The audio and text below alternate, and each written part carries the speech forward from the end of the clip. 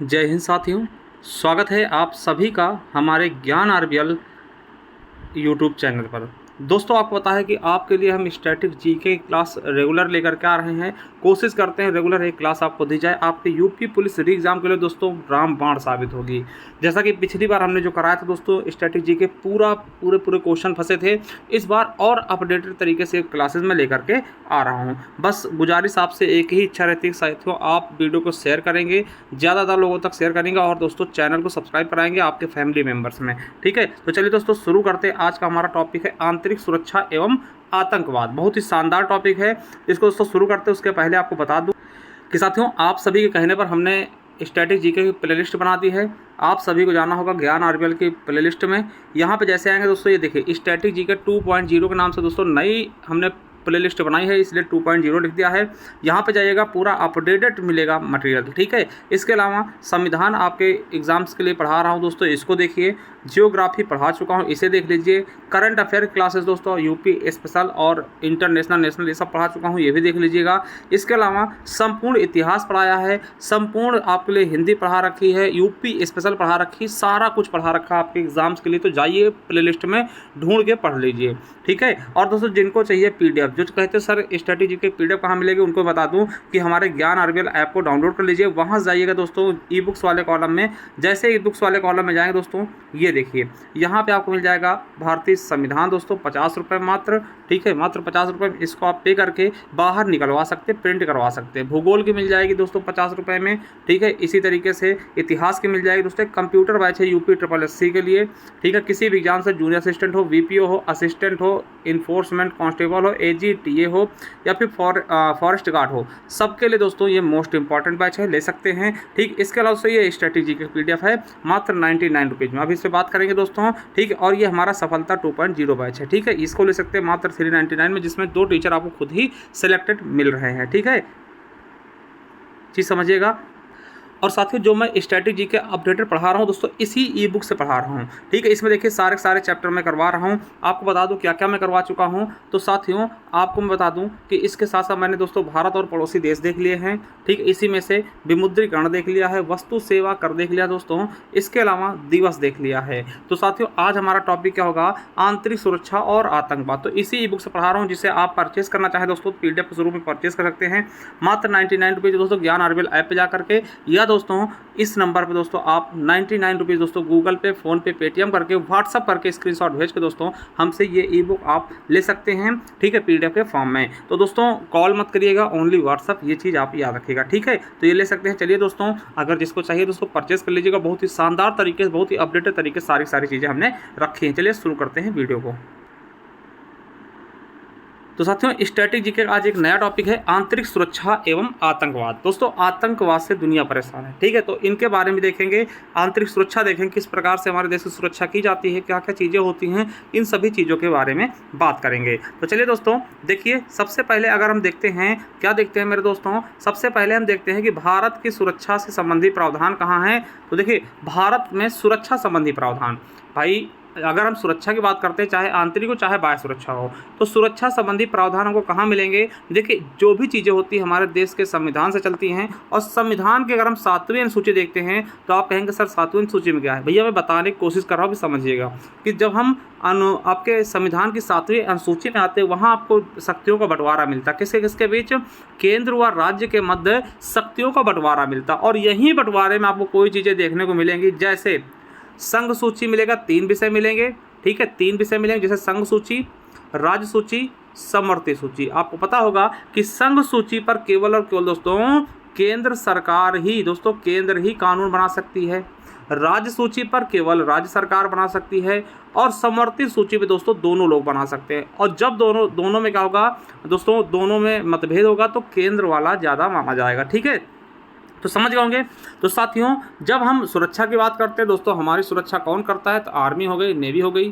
ठीक है, तो दोस्तों ये किसके अंतर्गत आती है, इनके लिए कानून कौन बनाएगा, तो दोस्तों केंद्र सरकार। ठीक है, क्योंकि ये संघ सूची के विषय, आपसे पूछ सकता है कि आर्मी किसका विषय है, संघ सूची का। ठीक है, विदेश मंत्रालय किसका है, संघ सूची का ना, विदेशों संबंधित बात है ना, समझिएगा। और नेवी किसके अंतर्गत आती है? संघ सूची, यानी इनके लिए कानून कौन बनाएगा? केंद्र सरकार, ठीक है। वहीं राज्य की बात करें तो राज्य में दोस्तों पुलिस किसके अंतर्गत आती है? राज्य के अंतर्गत। देखिए याद रखिएगा दोस्तों, ऐसे क्वेश्चन आपके एग्जाम में पूछेगा किस सूची का विषय है, तो तब भी आपको बताना होगा दोस्तों। राज्य सूची के अंतर्गत पुलिस आती है, जेल आता है, सुधार गृह आता है, और लोक व्यवस्था को बनाए रखना दोस्तों ये राज्य सरकार का काम होता है। समवर्ती सूची में क्या आते हैं? आपराधिक विधि, जो कानून होते हैं दोस्तों आपराधिक, वो समवर्ती सूची के विषय हैं। चलिए, तो ये चीज़ हमने बेसिक चीज़ें देखी जो कि आपके एग्जाम में ऐसे भी पूछ लेता है, ठीक है, कि भैया आर्मी किस विषय में आता है? संघ सूची, राज्य सूची या फिर समवर्ती सूची। तो आप बताइएगा आर्मी किस में आएगा? संघ सूची में। पुलिस किस में आता है? राज्य सूची में, है ना। ऐसे क्वेश्चन लोक व्यवस्था बहुत बार पूछा है, किसका विषय है? राज्य सूची का। चलिए, अब दोस्तों अगर मैं बात करूं सुरक्षा की, तो मेरे दोस्तों अगर मैं बात करूं सुरक्षा की, तो आप समझिएगा थोड़ा सा कि हमारे देश में, ठीक है, हमारे भारत देश की सुरक्षा हम दो भागों में बांटकर पढ़ सकते हैं। कितने भागों में? दो भागों में। एक आपको पता है बाह्य सुरक्षा, यानी बाहरी दुश्मन से सुरक्षा, और एक होता है आंतरिक सुरक्षा, ठीक है, देश के अंदर रह करके जो हमको हर्ट करते हैं, जो हमको प्रॉब्लम क्रिएट करते हैं, उनसे सुरक्षा, ठीक है। तो बाह्य सुरक्षा और आंतरिक सुरक्षा, ठीक है। अगर मैं बात करूं बाह्य सुरक्षा की, तो साथियों ये किसके अंतर्गत आता है दोस्तों? तो बाह्य सुरक्षा दोस्तों रक्षा मंत्रालय के अधीन आता है। किसके अंतर्गत? रक्षा मंत्रालय के अधीन अंतर्गत, ठीक है। जैसे थल सेना, वायुसेना, नौसेना और तटरक्षक बल दोस्तों, ये किसके अंतर्गत काम करेंगे? रक्षा मंत्रालय। यानी अभी हमारा रक्षा मंत्री कौन है? तो आपको पता होगा कौन है साथियों रक्षा मंत्री? राजनाथ सिंह। कौन है? राजनाथ सिंह दोस्तों क्या है? रक्षा मंत्री ना। ये भी आपको याद रखना दोस्तों, फिर से बने हैं यही सेम चीज़ें, ठीक है। तो बाह्य जो सुरक्षा होता है वो रक्षा मंत्रालय के अंतर्गत आता है। और दोस्तों ये सारी चीज़ें जैसे थल सेना हो गई, वायुसेना, नौसेना और तटरक्षक बल दोस्तों किसके अंतर्गत काम करेंगे? ये रक्षा मंत्रालय के अंतर्गत, ठीक है। चलिए, एक चीज़ और आपको याद रखना, देखिए जेल वार्डन में पूछा गया था कि भारत में 5 केंद्रीय गुप्तचर प्रशिक्षण विद्यालय हैं। कितने हैं? भारत में 5 केंद्रीय गुप्तचर। दोस्तों गुप्तचर होते हैं जो आपकी गुप्त सूचना को मतलब निकालते हैं ना, उसको सीखने के लिए। तो भारत में 5 केंद्रीय गुप्तचर प्रशिक्षण विद्यालय कहाँ कहाँ हैं? दोस्तों कलकत्ता है, हैदराबाद है, जयपुर में है, चंडीगढ़ में है और गाजियाबाद में। दोस्तों ये आपके जेल वार्डन में पूछा गया था, तो याद रखेंगे, ठीक है। चलिए और आगे बताएं दोस्तों, तो भारत का पहला परमाणु परीक्षण 1974 में राजस्थान के पोखरण में किया गया था, जिसका नाम दोस्तों, जिसका कोड स्माइलिंग बुद्धा रखा गया था। ये आपके यूपीएसआई 2017 में पूछा गया, ठीक है। वहीं बात करें तो भारत ने दूसरा परमाणु परीक्षण मई 1998 में दोस्तों शक्ति 98 के नाम से पोखरण में राजस्थान में आयोजित किया था। दोस्तों यह एक भूमिगत परीक्षण था दोस्तों, अटल बिहारी वाजपेयी जी के नेतृत्व में, मतलब उनके सरकार में दोस्तों, एपीजे अब्दुल कलाम जी के नेतृत्व में, ठीक है। चलिए अब दोस्तों देखिए, राष्ट्रीय तकनीकी अनुसंधान संगठन भी है दोस्तों। इससे एक क्वेश्चन आपके यूपीएसआई में पूछा गया था, इसको हमने रख दिया। क्या है? राष्ट्रीय तकनीकी अनुसंधान संगठन। ये क्या है? तो भारत सरकार की एक अत्यधिक विशिष्ट तकनीकी खुफिया एजेंसी है ये, ठीक है। और उड्डयन और रिमोट सेंसिंग, डाटा इकोनॉमिक और प्रोसेसिंग, साइबर सुरक्षा, क्रिप्टोग्राफी सिस्टम आदि में प्रौद्योगिकी क्षमताओं को विकसित करता है। कौन दोस्तों? राष्ट्रीय तकनीकी अनुसंधान संगठन दोस्तों। ये एक चीज़, ये साइबर सुरक्षा से, हमें क्रिप्टोग्राफी से, ठीक है, इनमें बहुत ज़्यादा दोस्तों नॉलेजफुल होते हैं। ये सभी चीज़ों से हमारे देश की सुरक्षा करते हैं, ठीक है, याद रखेंगे। चलिए अब दोस्तों जो हमने बात की किसकी? बाह्य सुरक्षा में थल सेना हो गया, वायुसेना हो गया, नौसेना हो गया। तो इनके दोस्तों कभी कभार मतलब श्रेणी पूछ लेता है, कौन से अफसर की कौन सी श्रेणी होती है, ठीक है। तो कौन सा अफसर किसके इक्विवेलेंट होता है, इनके बारे में दोस्तों बताई गई है। जैसे थल सेना में सबसे प्रमुख कौन होता है? जनरल होता है। वैसे दोस्तों वायुसेना में इसी समकक्ष क्या होगा? एयर चीफ मार्शल बोलते हैं। और जल सेना में दोस्तों क्या होता है? एडमिरल होता है, ठीक है, एडमिरल। फिर दोस्तों जनरल के बाद लेफ्टिनेंट जनरल आते हैं, और यहाँ पर दोस्तों फिर क्या आएंगे? एयर मार्शल आएंगे, और यहाँ पे वाइस एडमिरल आएंगे, ठीक है। वहीं दोस्तों लेफ्टिनेंट जनरल के नीचे दोस्तों मेजर जनरल आते हैं, और यहाँ पे वाइस मार्शल आते हैं, और यहाँ पे रियर एडमिरल आते हैं, ठीक है। ये चीज़ें रखेंगे।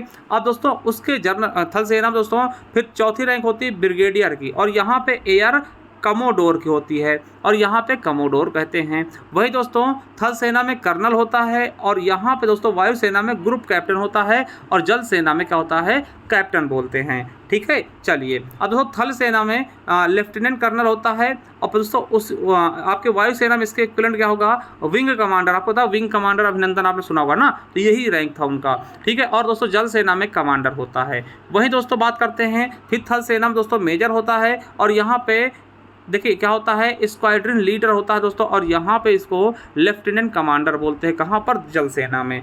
वही दोस्तों थल सेना में कैप्टन होता है और उसी के समकक्ष दोस्तों वायुसेना में क्या होगा, फ्लाइट लेफ्टिनेंट होता है और दोस्तों जल सेना में इसको लेफ्टिनेंट बोलते हैं। ठीक है, चलिए और दोस्तों जो थल सेना में लेफ्टिनेंट होता है इसके समकक्ष दोस्तों फ्लाइंग ऑफिसर होता है और यहाँ पे सब लेफ्टिनेंट होता है। ठीक है, आपसे ये क्रम भी पूछ सकता है, आपसे पूछ ले, दे क्रम पूछे दोस्तों। वायुसेना में थल सेना में सबसे बड़ा अधिकारी जनरल, फिर दोस्तों लेफ्टिनेंट जनरल, फिर दोस्तों मेजर, फिर ब्रिगेडियर, फिर कर्नल, फिर लेफ्टिनेंट कर्नल, फिर मेजर। ठीक है, फिर दोस्तों कैप्टन, फिर लेफ्टिनेंट। उसी तरह वायुसेना में सबसे बड़ा एयर चीफ मार्शल, फिर दोस्तों एयर मार्शल, फिर एयर वाइस मार्शल, फिर एयर कमोडोर, फिर ग्रुप कैप्टन, फिर विंग कमांडर, फिर स्क्वाड्रन लीडर, फिर दोस्तों फ्लाइट लेफ्टिनेंट। ठीक है, फिर फ्लाइट ऑफिसर। उसी तरह दोस्तों जल सेना में एडमिरल, फिर वाइस एडमिरल, फिर रियर एडमिरल, फिर कमोडोर, फिर दोस्तों क्या होगा, कैप्टन, फिर कमांडर।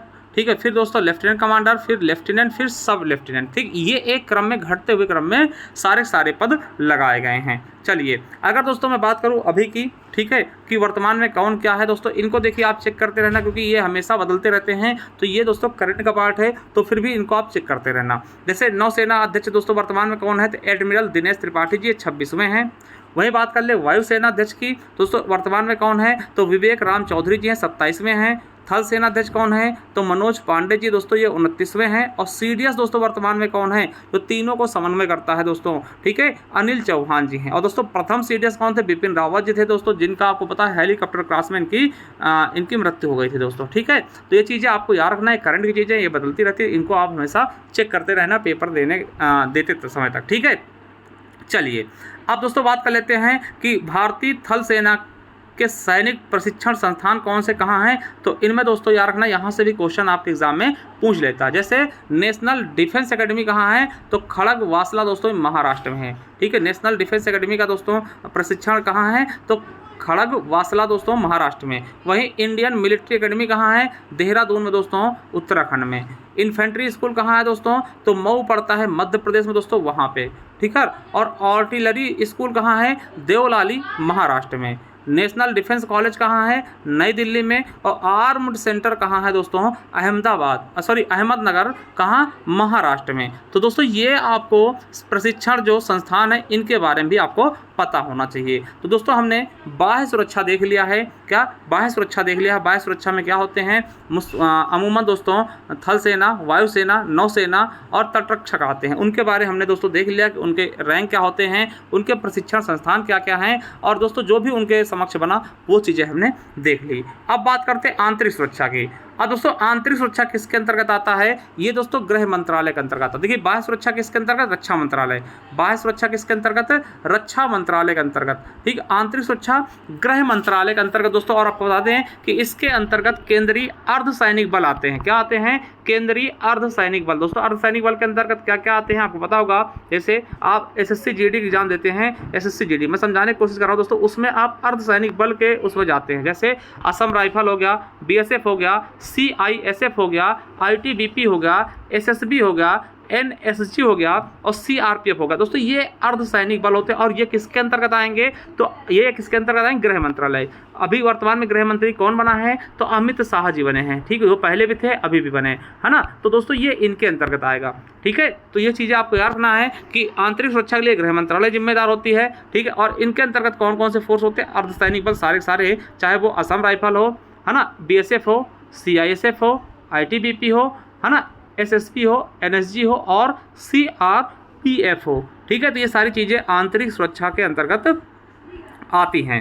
चलिए, और दोस्तों इसके अंतर्गत दोस्तों केंद्रीय पुलिस बल भी आती है। ठीक है, केंद्रीय पुलिस बल जैसे दोस्तों आपको बता दें आईबी हो गया या सीबीआई हो गया, है ना। आईबी आपने नाम सुना होगा, आईबी है ना, और दोस्तों सीबीआई, तो इनके बारे में पढ़ेंगे। यहाँ से भी क्वेश्चन आपके एग्जाम में पूछे आते हैं। चलिए एक एक दोस्तों हम अर्धसैनिक बल के बारे में देखते हैं। जैसे पहले है बीएसएफ। बीएसएफ का दोस्तों बॉर्डर सिक्योरिटी फोर्स, यानी कि हिंदी में बोलेंगे सीमा सुरक्षा बल। बीएसएफ का फुल फॉर्म क्या होगा? सीमा सुरक्षा बल, ठीक है। इसकी स्थापना कब हुई? तो 1 दिसंबर 1965। दोस्तों ये आपके यूपीएसआई 2011 के एग्जाम में पूछा गया था कि बीएसएफ का गठन कब हुआ था? 1 दिसंबर 1965 को। इनका मुख्यालय दोस्तों नई दिल्ली में। महानिदेशक कौन है? श्री नितिन अग्रवाल। दोस्तों मैंने मैं ये बात कहता हूँ दोस्तों, ये करंट की चीज़ें इनको आप दोहराते रहना, हमेशा अपडेट करते रहना, ठीक है।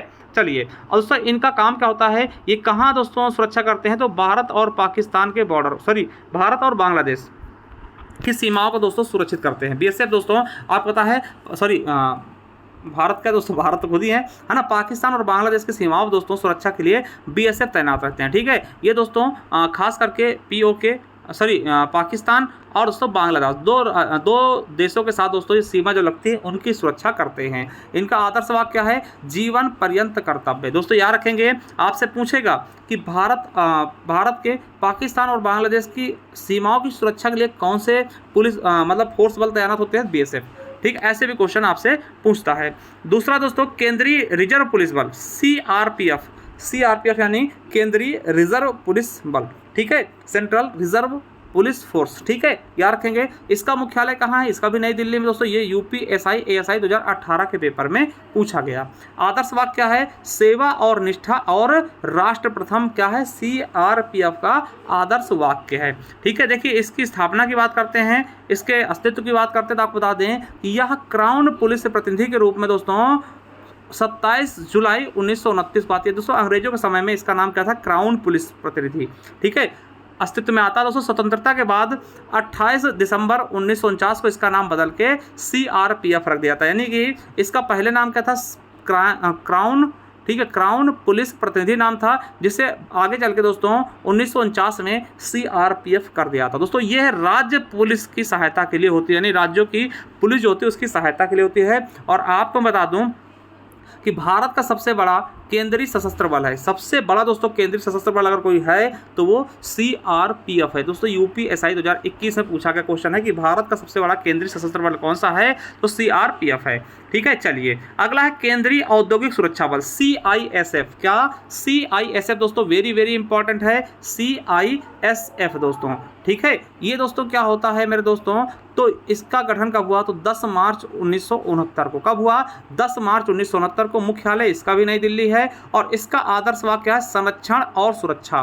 दोस्तों इसका कार्य क्या होता है? तो दोस्तों आप देखेंगे ना, तो कार्य इसका सरकारी कारखानों, अन्य सरकारी उपक्रमों की सुरक्षा प्रदान करने के लिए, और दोस्तों विश्व की सबसे बड़ी औद्योगिक सुरक्षा है, यानी किसी भी उद्योग की सुरक्षा के लिए दोस्तों इसको गठन किया गया है, ठीक है। और दोस्तों याद रखेगा ये यूपीएसआई 2017 में पूछा गया कि विश्व की सबसे बड़ी औद्योगिक सुरक्षा बल कौन सी है? तो सीआईएसएफ है। दोस्तों ये देखिए कहाँ ड्यूटी करते हैं। जैसे आप देखते हैं ना एसएससी जीडी में अगर आपके अच्छे नंबर आते हैं तो आप चाहते हैं एसएसबी मिल जाए, ठीक है, और सीआईएसएफ मिल जाए। सीआईएसएफ दोस्तों क्यों होता है? क्योंकि दोस्तों जैसे मेट्रो है ना, मेट्रो, तो मेट्रो में आपकी ड्यूटी लग जाएगी, क्योंकि दोस्तों ये भी एक औद्योगिक चीज़ें हैं, ठीक है। तो कारखाने हो गए या फिर अन्य सरकारी उपक्रमों दोस्तों सुरक्षा के लिए हम सीआईएसएफ का इस्तेमाल करते हैं। और दोस्तों याद रखिएगा सबसे बड़ी औद्योगिक सुरक्षा बल है कौन सी? सीआईएसएफ। ये क्वेश्चन पूछा गया। चलिए अगला है चौथा, भारतीय तिब्बत सीमा पुलिस, ठीक है, यानी कि आईटीबीपी। और आईटीबीपी अगर गठन की बात करें तो 24 अक्टूबर 1962 को इसका गठन हुआ। नई दिल्ली में इसका मुख्यालय है। इसका आदर्श वाक्य क्या है? वयम रक्षामः, ठीक है। और साथियों ये दोस्तों स्पेशली चीन की सीमा के लिए बनाया गया, ठीक है। भारत और चीन की अंतर्राष्ट्रीय सीमा की सुरक्षा के लिए आईटीबीपी का निर्माण किया गया, ठीक है। आपको बता दें दोस्तों, ये देखिए यूपीएसआई एएसआई 2018 पूछा गया था क्या? कि लद्दाख में काराकोरम दर्रे से अरुणाचल प्रदेश के जाछेप ला तक की सीमा की रक्षा कौन करता है दोस्तों? तो आईटीबीपी, यानी कि चीन वाली पूरी की पूरी सीमा की रक्षा कौन करेगा?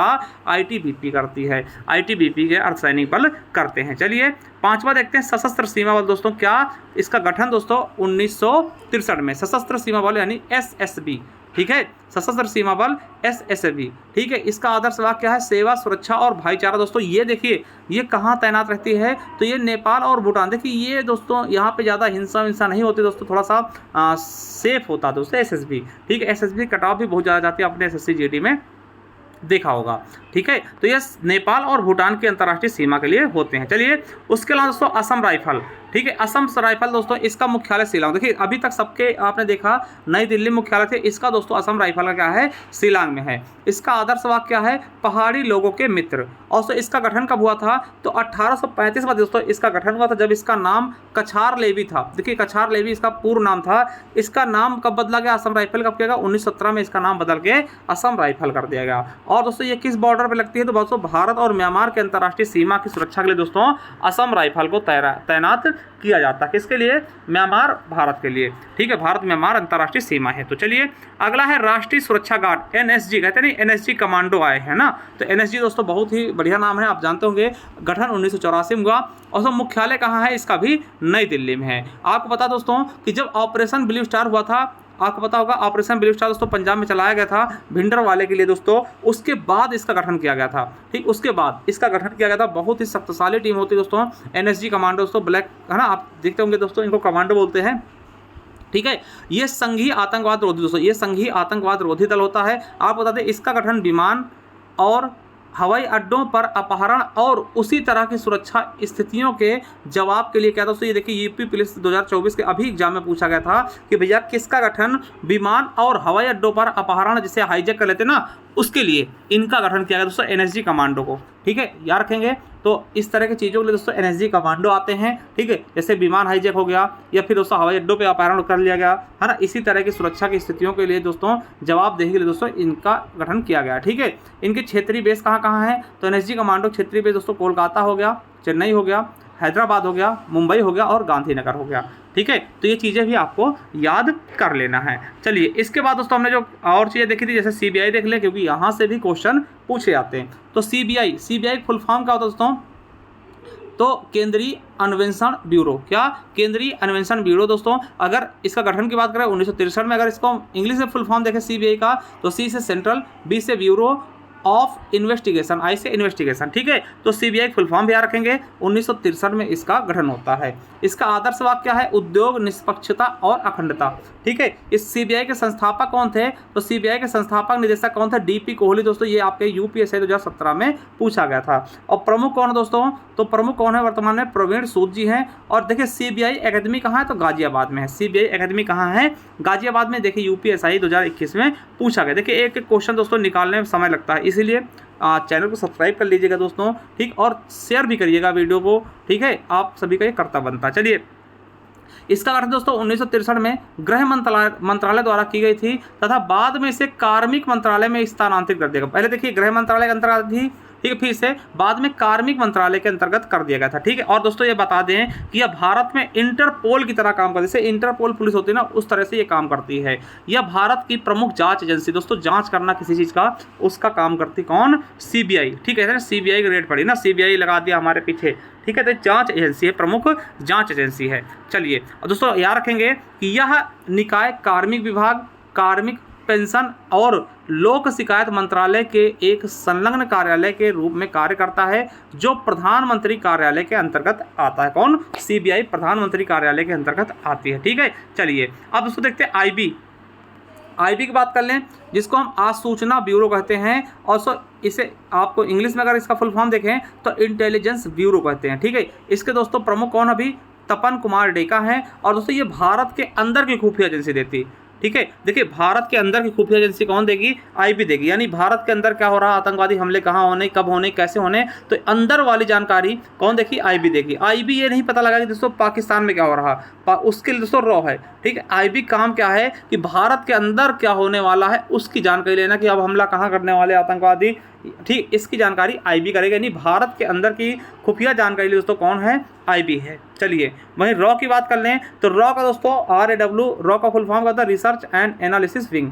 ठीक है, इसका गठन 21 सितंबर 1968 को रामेश्वर नाथ के मार्गदर्शन में किया गया। इसके प्रमुख अभी रवि सिन्हा जी हैं। और ये क्या करती है, ये भारत के बाहर की खुफिया एजेंसी देती है, खुफिया जानकारी देती है। देखिए आईबी क्या करती है, आईबी भारत के अंदर ही रहेगी, अंदर की जानकारी लेगी कि हाँ यहाँ पे कहाँ पे आतंकवादी की गतिविधियाँ क्या चल रही हैं। और दोस्तों रॉ क्या करेगी, रॉ बाहर देशों में, जैसे पाकिस्तान में रॉ होगी हमारी। ठीक है, ये दोस्तों बाहर होते हैं। ठीक, बाहर की जानकारी भारत को भेजते हैं। ठीक है, चलिए अब बात करते हैं NIA। क्या दोस्तों NIA, देखिए ये क्वेश्चन आपके यूपी पुलिस से पूछा गया, NIA फुल फॉर्म, ठीक है। तो NIA क्या होता है, राष्ट्रीय अन्वेषण अभिकरण, यानी कि NIA मतलब नेशनल इन्वेस्टिगेशन एजेंसी। इसका गठन 2009 में हुआ था, मुख्यालय नई दिल्ली में है। प्रमुख कौन है दोस्तों, प्रमुख है दिवाकर गुप्ता जी। और दोस्तों ये क्या करती है, तो आतंकवादी घटनाओं की जांच करती है, कहीं आतंकवादी घटना होगी उसकी जांच करेगी, है ना, क्या चीज़ें इस्तेमाल हुई, कैसे क्या हुआ, ठीक है। और तो नोट करके लिख लीजिएगा, CID यानी कि भारतीय अपराध जांच विभाग के जनक कौन थे,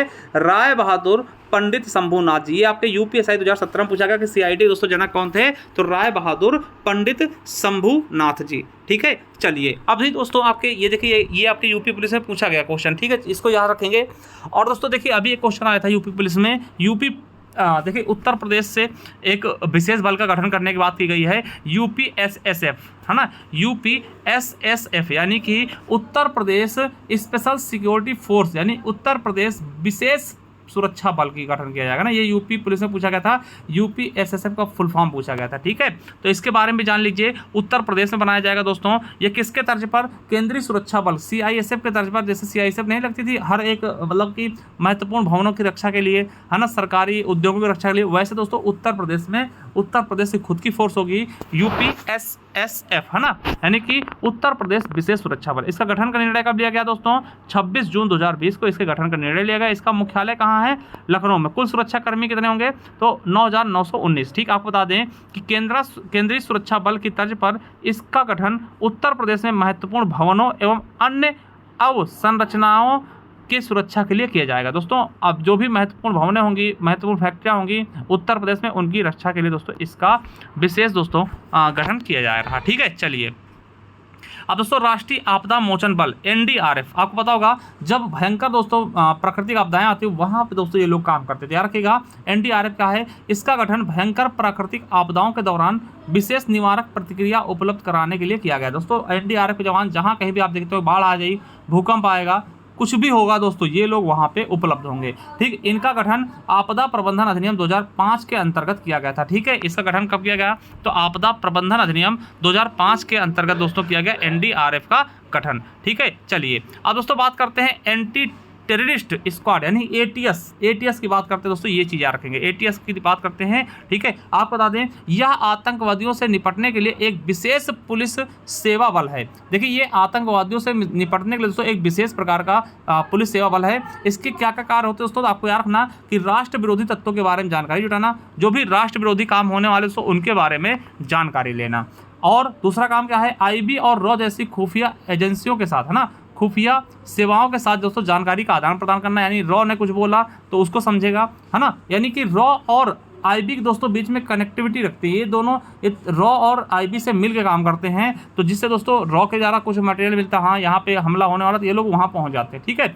अगला, आतंकवादियों, माफियों और अन्य संगठित आपराधिक गतिविधियों पर नज़र रखना और उन्हें खत्म करना ATS का काम होता है। इसके अलावा नकली नोटें हो गई, नशीली पदार्थों के घोटाले का पता लगाना और उसका भांडाफोड़ करना, ठीक है। नशीली पदार्थ जैसे आपको पता है दोस्तों, गांजा आ रहा, भांग आ रहा, ड्रग्स आ रहा कोई दोस्तों, उसके बारे में पता करना और उसका भांडाफोड़ करना, ठीक है। ये सब इससे काम है। नोट करके लिख लीजिएगा कि यह किसी विस्फोटक की देखिए यह किसी विस्फोटक की सूचना मिलने पर दोस्तों बम निरोधक दस्ता को भेजती है दोस्तों। कौन भेजती, यही ATS, ठीक है। इसी के उसके अंतर्गत आते हैं, ठीक है। आप क्या रखना, ये देखिए UPSI 2017 में पूछा गया। अगला है कि भारत में सभी बम संबंधित पहलुओं के लिए राष्ट्रीय बम डेटा केंद्र एक प्रमुख एजेंसी दोस्तों, ये भी आपके UPSI 2017 में पूछा गया। इसके अलावा दोस्तों NBDC है एक। NBDC क्या होता है, नेशनल बम डाटा सेंटर, 1988 में इसका गठन हुआ था, नेशनल बम डेटा सेंटर। यह क्या है, तो यह देश में सभी बमबारी से संबंधित घटनाओं की निगरानी, उनका रिकॉर्ड और विश्लेषण करने का कार्य करता है। मतलब कहीं भी क्या हुआ, बमबारी हुई, कब क्या हुआ, उसका सारा रिकॉर्ड रखता है। और याद रखेंगे दोस्तों, ठीक है, ये क्वेश्चन आपके एग्जाम में पूछा गया। भारतीय सेना, थोड़ा सा ये देख लीजिएगा, 1999 के पेपर में पूछा गया, ये देखो हो चुका, ठीक है। अब से याद रख लीजिएगा, भारतीय सेना 7 कमान में विभक्त है, उत्तरी, दक्षिणी, पूर्वी, पश्चिमी, मध्य, दक्षिण पश्चिमी और प्रशिक्षण कमान। दोस्तों ये आपके UPSI 1999 पूछा गया कि भारतीय सेना कितने कमान में विभक्त है, तो 7। चलिए दोस्तों, हमने आंतरिक सुरक्षा, बाह्य सुरक्षा देख लिया। अब दोस्तों आतंकवाद के बारे में देखते हैं। क्या आतंकवाद के बारे में देखते हैं बहुत ही शानदार तरीके से। अगर आतंकवाद की बात करें तो आतंकवाद क्या होता है, तो आतंकवाद दोस्तों एक प्रकार की हिंसात्मक गतिविधि है। अगर कोई व्यक्ति या कोई संगठन अपने आर्थिक, राजनीतिक एवं विचारात्मक लक्ष्यों की पूर्ति के लिए देश या देश के नागरिकों की सुरक्षा को निशाना बनाए, उसे आतंकवाद कहते हैं। ठीक है, देखिए आप ज़्यादातर दोस्तों देखते हैं, कहते हैं ना हमारा मजहब खतरे में है, किसी को फोड़ दिया है ना, या फिर दोस्तों किसी भी तरीके से पाकिस्तान दोस्तों आतंकवाद का हब बनता जा रहा है। ठीक है, कुछ नहीं दोस्तों, खाने के लिए कुछ नहीं घर पे, मगर फिर भी हमें क्या करना है, दूसरे को हानि पहुंचानी थी। ये दोस्तों आतंकवाद, मतलब कि क्या ही दोस्तों इंसान है ये। ठीक है, चलिए बात करते हैं दोस्तों आतंकवाद शब्द की उत्पत्ति आतंक से होती है। देखिए आतंकवाद ऐसे कार्यों को कहते हैं जिससे किसी प्रकार का आतंक फैलाने के लिए किया जाता है। ऐसे कार्य करने वाले को आतंकवादी करते हैं। मतलब कोई भी आतंक फैलाना, मतलब कि डर, किसी के अंदर डर बसाना। डर बसाने के लिए दोस्तों कहीं पे हमला कर दिया, डर बसाने के लिए 26/11 कर दिया, है ना, तो ये दोस्तों आतंकवाद है। और जो इन चीज़ों को आतंक करने के दोस्तों काम करता है, आतंक करता है, उसे हम आतंकवादी कहते हैं। ठीक है, अफजल कसाब, ठीक है, याकूब मेमन, है ना, ऐसी चीज़ों को। चलिए, और राज्य में आतंकी घटनाओं की जांच के लिए दोस्तों SCRB यानी स्टेट क्राइम रिकॉर्ड ब्यूरो काम करता है। दोस्तों अगर राज्य की बात करें आतंकी घटनाओं की जांच के लिए कौन होता है, SCRB यानी स्टेट क्राइम रिकॉर्ड ब्यूरो काम करता है। ठीक है, चलिए अब कुछ हम प्रमुख आतंकवादी संगठन देख ले, जैसे ISIS, है ना, ISIS, है ना, इसके संस्थापक कौन है, अबू बकर अल बगदादी। ये कहाँ पे दोस्तों कार्यरत है, तो इराक और सीरिया में दोस्तों। ये यूपी पुलिस 2014 में पूछा गया, उस समय लेटेस्ट था। ठीक है, बोको हराम दोस्तों कहाँ की है आतंकवादी संगठन, नाइजीरिया 2014 यूपी पुलिस में पूछा गया था। ठीक है, चलिए इसके अलावा अलकायदा दोस्तों कहाँ है, तो अलकायदा दोस्तों पाकिस्तान में बैठा पड़ा था। ठीक है, इसकी स्थापना ओसामा बिन लादेन ने की दोस्तों, जिसे बराक ओबामा मरवा देता ना 1988 में। और दोस्तों इसका एक बहुत ही प्रमुख हमला था 2001 में, न्यूयॉर्क के ट्विन टावर पे हमला किया था। ठीक है, इसको मरवा देता दोस्तों, ढूंढ के पाकिस्तान में छुपा बैठा था ना। अगला है हमास दोस्तों, ये फिलिस्तीन के लिए है। ठीक है, फिलिस्तीन के हैं। हूती विद्रोही दोस्तों यमन में मिल जाएंगे। और अलकायदा इन अरेबियन पेनिनसुला, है ना दोस्तों, ये भी यमन के हैं। और लिट्टे दोस्तों कहाँ थे, श्रीलंका के थे। हिजबुल्लाह दोस्तों बहुत ही फेमस है, लेबनान। आपको पता है हिजबुल्लाह भी दोस्तों, हिजबुल्लाह और हमास दोनों मिलके दोस्तों क्या करते हैं, आपके इजराइल पर क्या करते हैं दोस्तों, बमबारी करते हैं। ठीक है, इजराइल पर बमबारी करते हैं। नहीं तो ये चीज़ें आपको याद रखना। तो इजराइल, लेबनान कहाँ है, लेबनान के आतंकवादी का नाम क्या है, हिजबुल्लाह दोस्तों। ठीक है, एक प्रकार से ये सरकार चलाते हैं लेबनान में। ठीक है, चलिए तो ये चर्चित दोस्तों, इसलिए इनकी बात कर ली है। ठीक है, चलिए अब भारत के प्रमुख आतंकवादी संगठन कौन से हैं, तो जैश ए मोहम्मद की बात करें तो यह पाकिस्तानी जिहादी संगठन है, जिसका उद्देश्य भारत से कश्मीर को अलग करना था। इसकी स्थापना महमूद अजहर ने की थी दोस्तों, कब, मार्च 2000 में। ठीक, इसके अलावा इस्लामिक फ्रंट है। और दोस्तों लश्कर तैयबा है दोस्तों, पाकिस्तान का है।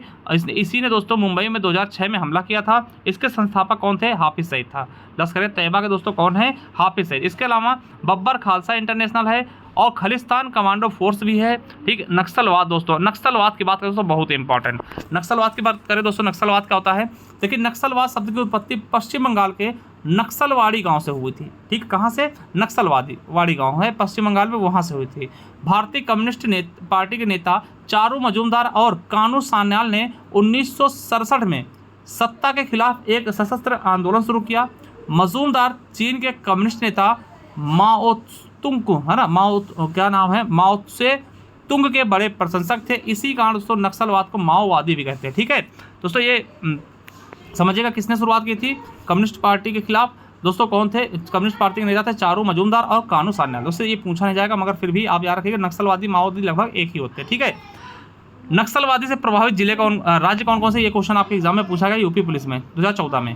जैसे छत्तीसगढ़ हो गया, झारखंड हो गया, उड़ीसा हो गया, बिहार हो गया, आंध्र प्रदेश, महाराष्ट्र और पश्चिम बंगाल, ये नक्सलवादियों से मतलब कि ग्रसित जिले राज्य है। ठीक है, चलिए अब दोस्तों याद रखेंगे कि नक्सल विरोधी युद्ध बल प्रदान करने के लिए छत्तीसगढ़ में ब्लैक पैंथर का गठन किया गया। यानी कि नक्सल विरोधी युद्ध मतलब नक्सल विरोधी लोगों से लड़ने के लिए दोस्तों ब्लैक पैंथर नामक इसका गठन किया गया था। ठीक है, युद्ध बल के लिए। ठीक है, वैसे दोस्तों जिस प्रकार से ब्लैक पैंथर गठन किया गया, वैसे दोस्तों ग्रे हाउंड दोस्तों आंध्र प्रदेश और तेलंगाना में गठित किए गए। चलिए भारत में नक्सलवादियों से संबंधित कुछ हमले देख लेते हैं। जैसे 2007 में छत्तीसगढ़ के बस्तर में दोस्तों 300 से ज़्यादा विद्रोहियों ने 55 पुलिसकर्मियों के दोस्तों मौत घाट उतार दिया। देखिए ये क्वेश्चन आएंगे नहीं, मगर आपको मैं थोड़ा सा बता भी देता हूँ। ठीक, 2008 में उड़ीसा के नयागढ़ में नक्सलवादियों ने 14 पुलिसकर्मियों की दोस्तों और एक नागरिक की हत्या कर दी। वहीं 2009 में दोस्तों महाराष्ट्र के गढ़चिरौली में एक बड़े नक्सली में दोस्तों 15 सीआईएसएफ के जवान क्या हुए, सीआरपीएफ के जवान दोस्तों शहीद हो गए। वहीं दोस्तों 2010 में नक्सलवादियों ने कोलकाता मुंबई ट्रेन में 150 यात्रियों की हत्या कर दी। ठीक है, देखिए 150 यात्रियों की। वहीं 2010 में पश्चिम बंगाल के सिलदा कैंप में घुसकर नक्सलियों ने हमला कर दिया, जिसमें दोस्तों अर्धसैनिक बल के 24 जवान शहीद हो गए थे। 2011 में छत्तीसगढ़ के दंतेवाड़ा में हुए एक बड़े नक्सलवादी हमले में 76 जवान शहीद हो गए थे, जिसमें दोस्तों सीआरपीएफ के जवान समेत पुलिसकर्मी भी शामिल थे। वहीं 2012 में झारखंड के गढ़वा जिले के पास दोस्तों बरिंगवा जंगल में 13 पुलिसकर्मियों की हत्या कर दी गई थी नक्सलियों के द्वारा। वहीं 2013 में छत्तीसगढ़ के सुकमा जिले में दोस्तों नक्सलियों ने कांग्रेस के नेता समेत 227 व्यक्तियों की हत्या कर दी थी। और 2021 में छत्तीसगढ़ के बीजापुर में सुरक्षा बलों के 23 जवानों को दोस्तों शहीद कर दिया और 31 जवान घायल हो गए थे। वही दोस्तों जून 2004 में, अभी देखिए ये दोस्तों आतंकवादियों के हमले दोस्तों, ये मैंने अभी लेटेस्ट डाला है, तैयार किया दोस्तों। अभी दोस्तों जो महीना चल रहा है जून में पढ़ा रहा हूँ मैं, तो जून 2024 दोस्तों जम्मू कश्मीर में 4 जगह दोस्तों 4 आतंकवादी हमले हुए दोस्तों हिंदू तीर्थ स्थलों, जैसे कि इस तरह से जम्मू कश्मीर में, ठीक है, वैष्णो माता के वहाँ इस तरीके से हुए थे। ठीक है, तो ये चीज़ों को याद कर लेना आपको।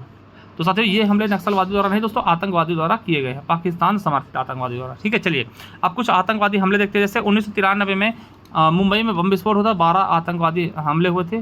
ठीक है, इसकी योजना दाऊद इब्राहिम ने बनाई थी। इसी से दोस्तों संबंधित याकूब मेमन को फांसी भी दी गई थी। वहीं 19 दिसंबर 2001 को आतंकवादियों ने दोस्तों भारतीय संसद पर हमला कर दिया था। ठीक, आप समझिए भारतीय संसद पर, और लश्कर तौबा के गुरु दोस्तों अफजल गुरु इसके मास्टरमाइंड थे। वहीं दोस्तों 24 सितंबर 2000 को दोस्तों 2002 को क्या हुआ था, गुजरात स्थित अक्षरधाम मंदिर पर हमला किया गया था। 29 अक्टूबर 2005 को इंडियन मुजाहिदीन द्वारा दिल्ली में दोस्तों बम विस्फोट किया गया था। 2006 में दोस्तों मुंबई के लोकल ट्रेनों में लगातार 7 बम विस्फोट किए थे आतंकवादियों ने, 7 बम विस्फोट। ठीक है, चलिए 26/11/2018 को दोस्तों आपको पता होगा कि मुंबई के ताज होटल, ओबेराय होटल, यानी पूरी मुंबई पर दोस्तों आतंकवादी हमला हुआ, जिसमें दोस्तों आतंकी अफजल कसाब दोस्तों जिंदा पकड़ा गया था। ठीक है, मतलब बहुत ही भयंकर दोस्तों तरीके से मुंबई को दहलाया गया था। अगला है, इस हमले के लिए दोस्तों लश्कर तौबा के सह संस्थापक जो आपके हाफिज सईद दोस्तों वो जिम्मेदार माने गए थे, किसके, मुंबई के 26/11 हमले के लिए। ठीक है, चलिए अगला दोस्तों 1 सितंबर 2001 को अमेरिका के स्थित पेंटागन और विश्व व्यापार केंद्र पर हमला किया गया था। इसी दिन दोस्तों अमेरिका के 4 हवाई जहाज़ों को भी अपहरण किया गया था। ये आपके यूपीएसआई 2001 में पूछा गया था। ठीक है, वहीं 18 सितंबर 2016 को उरी अटैक हुआ था। ठीक, उरी अटैक हुआ। 29 सितंबर 2016 को भारतीय सेना ने एलओसी पर सर्जिकल स्ट्राइक करके उनको जवाब दिया था। फिर 14 फरवरी 2019 को पुलवामा अटैक हुआ, जिसकी जिम्मेवारी किसने ली, जैश ए मोहम्मद ने ली थी। ठीक है, ये चीज़ आपको पता होगा, पुलवामा हमला हुआ था दोस्तों। इसके बाद दोस्तों आपका दोस्तों हवाई के मामले से दोस्तों बम गिराया गया था पाकिस्तान में। ठीक है, चलिए अब दोस्तों 2 चीज़ें और याद रख लेंगे, टाडा और पोटा। देखिए टाडा और पोटा कानून की बात करते हैं दोस्तों, तो कानून बनाया गया। देखिए जो टाडा और पोटा थे, ये कानून बनाया गया दोस्तों, कानून किसके लिए, आतंकवादी गतिविधियों संबंधित उनके लिए। देखिए टाडा एक्ट आपको बता दें, टाडा फुल फॉर्म का terrorist and disruptive activities act दोस्तों। इसी के तहत आपको पता संजय दत्त को दोस्तों गिरफ्तारी हुई थी, उनके यहाँ बंदूकें पाई गई थी। ठीक है, इसके रहम में तो इनके ऊपर टाडा लगा था दोस्तों। पोटा क्या होता है, तो प्रिवेंशन ऑफ टेररिज्म एक्ट 2002। ठीक, ये आपके यूपीएसआई में पूछा गया था इसका फुल फॉर्म। तो साथियों ये आज का लेक्चर हमारा समाप्त होता है। आपको बता दें कि आप जाइए हमारे टेलीग्राम चैनल जरूर ज्वाइन कर लीजिए, ज्ञान आरबीएल ऑफिशियल, वहाँ पे सारी न्यूज़ दोस्तों, ठीक है, और सब कुछ दोस्तों आपको वहाँ पे मिल जाती है। तो ज्ञान आरबीएल ऑफिशियल दोस्तों टेलीग्राम चैनल जरूर ज्वाइन कर लीजिए। ठीक है, और दोस्तों ये है आपकी ई बुक, मात्र दोस्तों 99 रुपीज़ में आपको मिल जाएगी। इसमें सारे टॉपिक देखिए, इसी से हम सारी चीज़ें पढ़ा रहे हैं। तो आप ले सकते हैं कैसे, तो ज्ञान आरबीएल ऐप पे ले सकते हैं जा करके, या फिर दोस्तों इस नंबर पे आप 99 रुपीज़ दोस्तों पे करके गूगल पे, फ़ोन पे, पेटीएम के माध्यम से, और दोस्तों व्हाट्सअप पे स्क्रीनशॉट भेज के दोस्तों आप ये हमसे प्राप्त कर सकते हैं। बाकी दोस्तों हमने प्लेलिस्ट भी बनाया हुआ है, इस साथियों प्लेलिस्ट पे जाएंगे दोस्तों, ये देखिए ये स्टैटिक जीके 2.0 नाम से इसको पढ़ लीजिएगा। संविधान पढ़ाया है, भूगोल पढ़ाया है, करंट अफेयर्स और इतिहास, इसके अलावा संपूर्ण हिंदी पढ़ाई है, यूपीएसएल पढ़ाई, सब कुछ। और अगर आपको दोस्तों ई बुक चाहिए तो ज्ञान आरबीएल ऐप को डाउनलोड करिए दोस्तों, एक बार जाइए ई बुक्स वाले कॉलम में, यहाँ दोस्तों आपको देख सकते हैं आपको 50 रुपीज़ में आपको संविधान, भूगोल और इतिहास मिल जाएगा। और आपका कंप्यूटर बैच है दोस्तों, और ये स्टैटिक जीके 99 रुपीज़ में। तो जाइए दोस्तों, देरी किस बात की, एक बात जरूर देखिए, परचेस करिए। थैंक यू, धन्यवाद। कैसी लगी क्लास जरूर बताइएगा, दोस्तों तक शेयर करिएगा। Thank you.